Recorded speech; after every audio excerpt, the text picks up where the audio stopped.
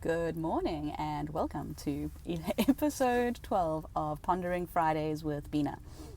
Today we're going to talk about storytelling. To put it into context, I spent the evening with my dad last night. We had a couple of drinks with him and his work colleague. He was here for only one night, so very grateful that I was able to, catch up with him.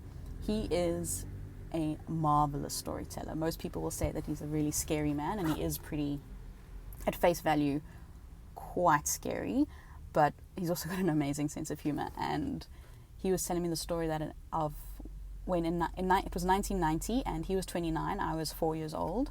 I obviously stayed at home for this, but he went up to Harare with some of his good friends and one of his oldest friends, a guy named Paul Chappell. There was an anti-apartheid concert that was taking place with UB40, Tracy Chapman, Peter Gabriel, you name it. Some of the biggest acts in history were playing in Zimbabwe, and it took them 8 hours to get through Beit Bridge, the border crossing. Basically, it was like the whole of South Africa was going to this concert. So 8 hours to get through Beit Bridge. They obviously, as young guys, late 20s, got a little bit fucked up. And he remembers they were too drunk to put up their tent, and he remembers waking up and finding Paul had found a brick to use as a pillow. And then the night, I think they were there for a few nights, and the night after or so they got some weed and got a bit stoned, and Paul at one stage started screaming, saying, "Where are my hands? Where are my hands?" All he could see were stumps. I mean, and then your dad, we had this fancy seafood restaurant, and there's my dad screaming at the top of his lungs, going, "Where are my hands?" Yeah.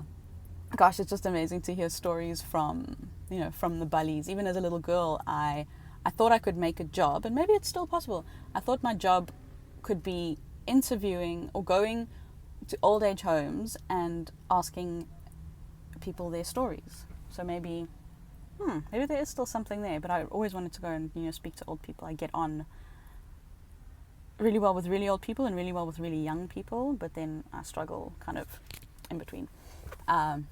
So that's the story, and how amazing the pondering is at how great some stories can be, and just sharing stuff like that, opens another part of my dad that I didn't know. I know he was crazy, but I didn't know he went to Harare to watch this amazing concert. And he told me last night, and I know there are so many things I don't know about him. Maybe eventually we'll get it out. Also, one last thing, so for all the lovebirds out there, here is a Legends Has It sort of little piece.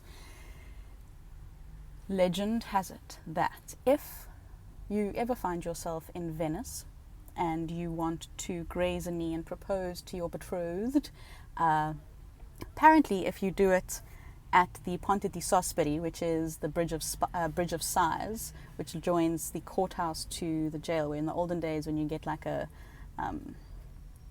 death sentence or a life sentence, you would go across, your girlfriend or lover or whatever be standing on the bridge opposite that, be able to see you, and apparently it would be the last time that they ever saw you, and they would sigh. So Ponte di Sospiri, and apparently at 3 p.m. every day the bells at the San Michele, is it San Michele?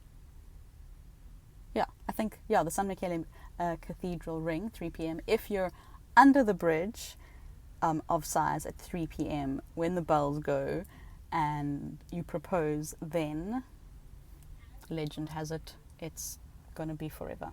I don't know. Sean, my dad's colleague, did it, and so far so good. So he's like, yeah, I'll just share this little bit of information with you. So 3 p.m. Ponte di Sospiri, Venice, boom shakalaka, sorted. Try it out. I don't know. That is it. It's a great Friday. The wind has calmed down in Cape Town, thank heavens. Off to go and meet a new client. Wish me luck. Got the car back that I crashed, but it's all good. Love you lots, and namaste.